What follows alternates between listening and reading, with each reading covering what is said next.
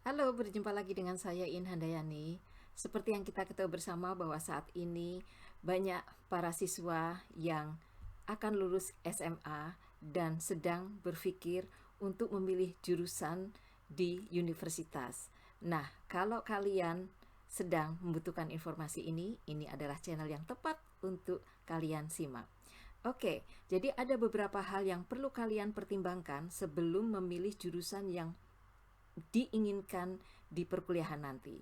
Jadi hal yang pertama yang harus dilakukan adalah kira-kira kalian itu menginginkan job yang bagaimana, job yang apa, bentuknya seperti apa untuk masa depan, untuk karir kalian. Jadi kalian tuh ingin berkarir di bidang apa? Misalnya karir kalian tuh ingin di bidang education, misalnya pendidikan, atau ingin di bidang entertainment, ingin di bidang bisnis, ingin di bidang computer science, ingin di bidang perhotelan misalnya, atau di bidang keperawatan, kedokteran. Jadi kalian harus memutuskan dulu, walaupun tidak harus satu ya.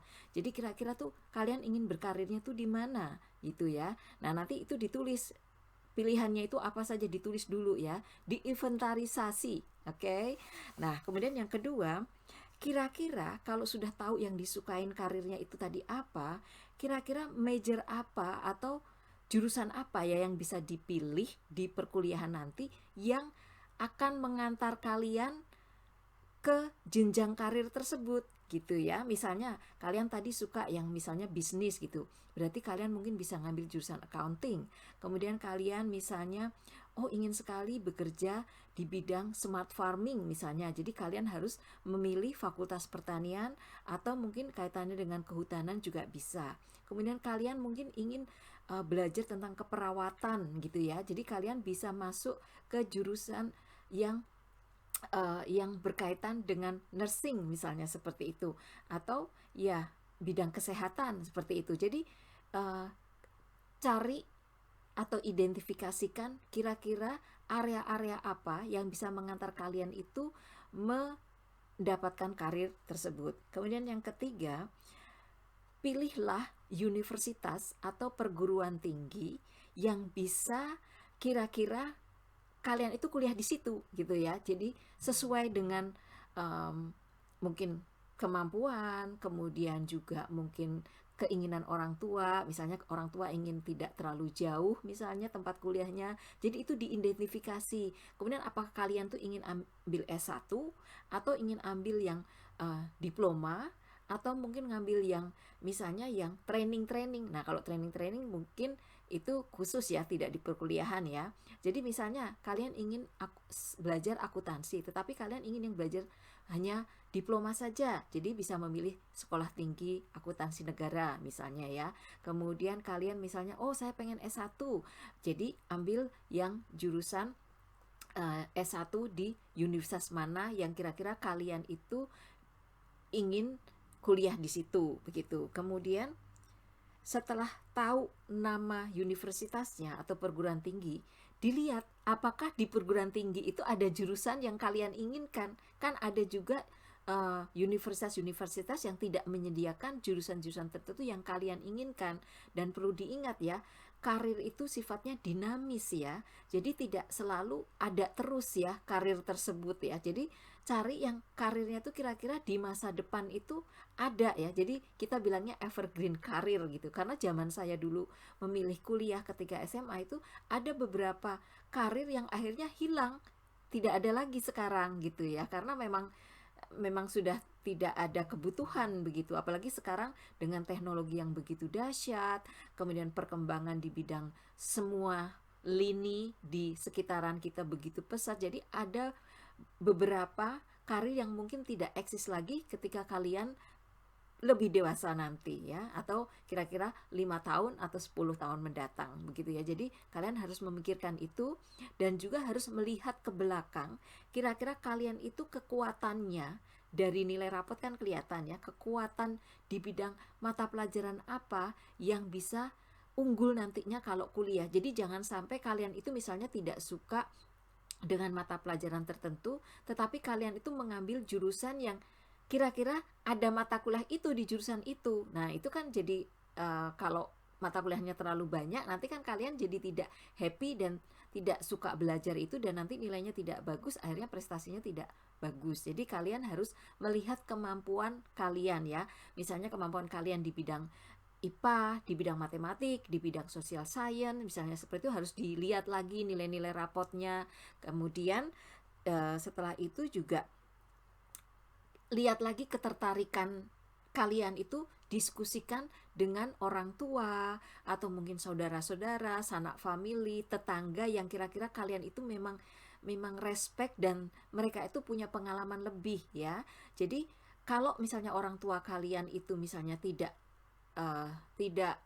tahu tentang jurusan yang kalian ceritakan atau karier yang kalian ingin, kalian bisa bertanya pada orang lain atau temannya orang tua dan berdiskusi kira-kira kalian itu menginginkan hal-hal yang apa di masa depan. Contohnya ya, saya itu bergerak di bidang lingkungan, di bidang pertanian, kehutanan, perikanan, seperti itu ya. Nah, anak saya itu tidak mau bergelut di bidang yang saya tekuni. Dia menginginkan untuk bisnis dulunya. Ketika SMA itu dia suka sekali bisnis. Nah, kemudian dia ingin sekolah di bisnis, kuliah di bisnis. Tetapi kan nggak tahu ya, di bisnis itu kan banyak sekali jurusannya. Dan saya tidak paham ya, saya pahamnya ya karena punya teman di sana bisa tanya-tanya gitu ya.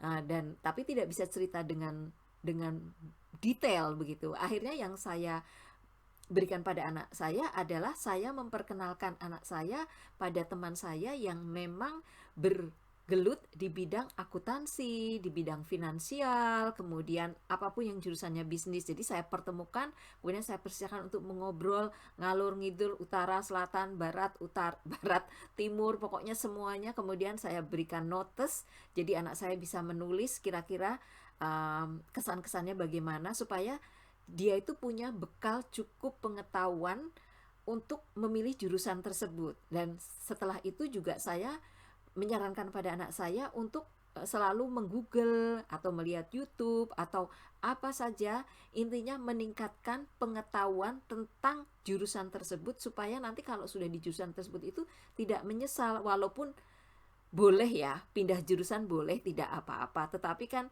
maunya adalah tidak berganti jurusan supaya tidak buang-buang waktu dan juga tidak buang-buang biaya, seperti itu ya. Nah, kemudian setelah itu juga pertimbangkan biaya ya, biaya untuk ke sana. Jadi diskusikan pada orang tua atau kepada sanak famili relatif yang akan membiayai kuliah kalian ya. Jadi kira-kira kalau kalian kuliah di jurusan itu misalnya selama berapa tahun, kira-kira biayanya cukup atau tidak. Kalau misalnya tidak, kira-kira kalian itu bisa turut membantu untuk menambah biaya untuk kuliah itu tidak. Apakah perlu kuliah S1 atau kuliah saja D3 seperti itu, atau kuliah D2 atau D1 ya. Jadi harus dipertimbangkan supaya kalian itu tidak putus di tengah jalan. Karena kan kalau putus di tengah jalan kan sangat sedih ya. Gelar nggak dapat, kemudian diploma juga nggak dapat. Jadi harus dipertimbangkan dari segi pembiayaan. Nah, kemudian juga setelah itu kalian itu observasi ya, kan sekarang di mana-mana ada informasi di internet ya. Jadi kira-kira pekerjaan atau karir yang kalian inginkan itu masa depannya itu bagaimana, dan sekarang tingkat kompetisinya untuk masuk di universitas itu bagaimana. Karena mau nggak mau kalau misalnya terlalu kompetitif dan kalian misalnya nih prestasinya mungkin tidak begitu bagus sesuai dengan level yang diinginkan oleh universitas tersebut, atau kemungkinan juga misalnya background mata pelajaran yang disukai tidak sesuai dengan jurusan itu. Jadi kalian harus melihat ke belakang lagi, melihat level competitiveness-nya itu ya, dan cari yang jurusannya mirip-mirip, yang misalnya tidak terlalu kompetitif kalau ada pilihannya. Jadi kalian tidak merasa bahwa aku karena nggak masuk ke sana karena competitiveness-nya itu sangat tinggi dan aku akhirnya milih jurusan ini, tapi aku nggak suka, aku nggak bahagia. Akhirnya kalian juga tidak bisa berhasil secara maksimal ya. Jadi paling tidak kalian itu punya list ya, karir atau job apa yang diinginkan yang mirip-mirip supaya punya pilihannya itu lebih banyak begitu, sehingga kalau kalian ketika ngecek, oh ini kok tingkat competitiveness-nya tinggi, mungkin aku ngambil yang jurusan ini misalnya ya. Saya ingat dulu untuk masuk jurusan accounting itu kompetitifnya itu sangat tinggi dibandingkan mengambil jurusan finance gitu ya. Jadi banyak mahasiswa yang memilih jurusan finance pada saat itu karena takut kalau tidak keterima di accounting ya, atau di akuntansi seperti itu ya. Dan beberapa hal lain yang perlu dipertimbangkan adalah kalian itu tidak stres ketika akan kuliah di situ. Jadi kalian itu tetap bangga menunjukkan bahwa kalian itu ada di jurusan itu dan ada di universitas itu. Karena merasa bangga, bukan sombong ya, merasa bangga itu adalah salah satu teknik untuk meningkatkan rasa percaya diri kalian, sehingga kalian itu bisa belajar dengan baik, dengan suasana yang enak, dan kalian juga nanti prestasinya atau IPK-nya itu bisa bagus, sehingga nantinya kalau IPK bagus itu bisa membantu untuk bisa lebih marketable, walaupun IPK itu bukan segalanya untuk bisa menjadi seseorang yang marketable ya. Dan saya kira untuk langkah-langkah awal, beberapa pemikiran yang saya sarankan tadi bisa membantu untuk memilih jurusan apa di perkuliahan nanti. Selamat berjuang, semoga sukses, dan saya yakin kalian bisa menemukan jurusan yang sesuai dengan yang diinginkan. Terima kasih sudah menonton video ini. Sampai bertemu lagi di video mendatang. Bye-bye.